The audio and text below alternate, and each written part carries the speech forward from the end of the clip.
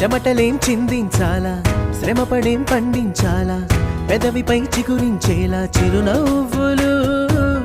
కండలను కరిగించాలా, కొండలను కదిలించాలా, చచ్చి చెడి సాధించాలా సుఖశాంతులు. మనుషులని పెంచే రుజువు, మమతలను పెంచే ఋతువు, మనసులను తెరిచే హితవు, వందేళ్ళైన వాడని చిరునవ్వు. ఎక్కిళ్ళే పెట్టి ఏడుస్తుంటే కష్టం పోతుందా కదా, మరెందుకు గోలా? అయ్యయ్యో పాపం అంటే ఏదో లాభం వస్తుందా, వృధా ప్రయా